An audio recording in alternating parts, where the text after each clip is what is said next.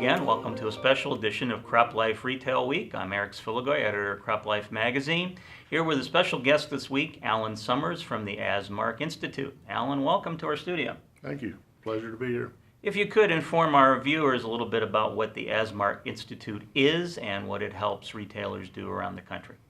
Well, about 30 years ago, we started the Asmark Institute, and it's a company that for all practical purposes, has taken the needs of the retail community and addressed those needs, one need at a time over the 30 years. And so it's, whether it's EPA, OSHA, DOT, whether it's training or reports, whatever, we have a strong history in addressing those issues, but we also work to help industry initiatives like the safety school that we're getting ready to talk about, or responsible ag, or the progressive ag safety days. We do those initiatives pro bono.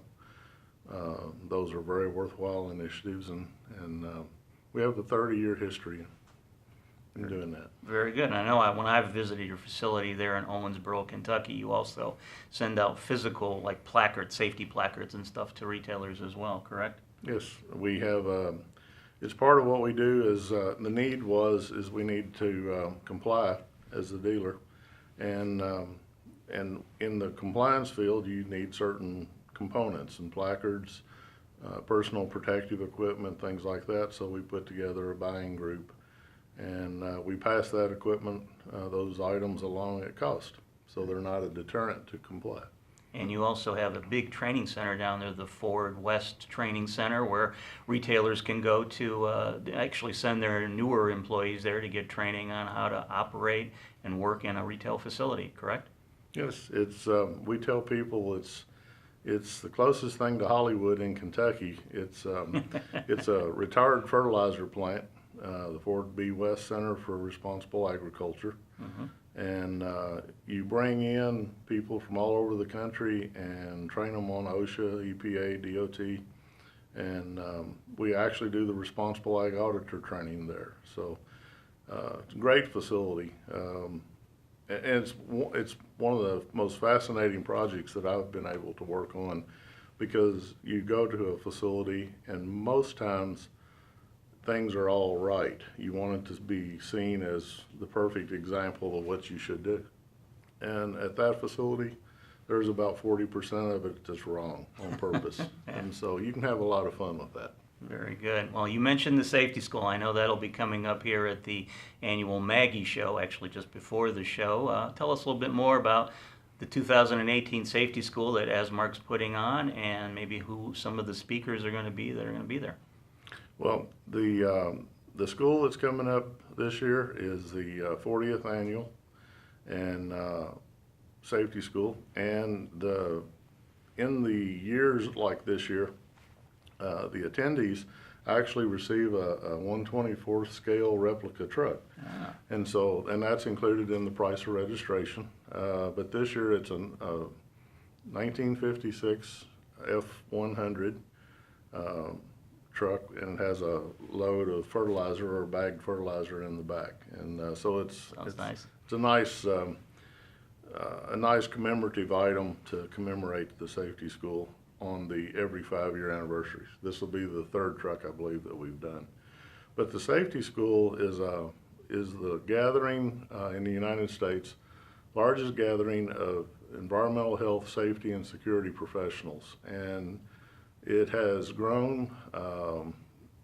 It was once offered in North Carolina and had attendance of around 200 people. And then as things happen, it got moved and the attendance fell to some pretty low numbers. And there was an initiative in the country to help rebuild that, put the safety school and get it back to. Mm-hmm. It's a very, very worthwhile program, and so today we'll probably have 165 of the EHS professionals in the United States there for this program, And the safety school has, we've been very lucky in being able to draw national level speakers. I was going to say, I know Jay Vroom, this will be one of his final speaking engagements, correct? Jay Vroom was very proactive in the school whenever it was just beginning. Ford West was. And those organizations have supported it. Jay Vroom, I think, is going to be the keynote speaker this year. So if you're interested in Jay, a big fan of his, maybe join us in Bloomington there on the 21st and 22nd of August. And you'll have top-notch speakers. Dr. Fred Whitford from Purdue is always one of the top-rated speakers.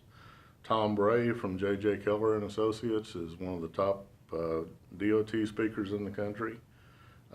And there are just several of those type speakers that are that the school attracts, and it gives the EH&S community, which is relatively a small audience. Yeah. We have a database that we track that, and there's really only about 250 people in that database. And so to get 165 of them together once a year in the Midwest is quite remarkable. But we would encourage you to attend, and the registration is available online. Yeah. And Do you have hotels. the website address? Yes, it's www.naehss.org.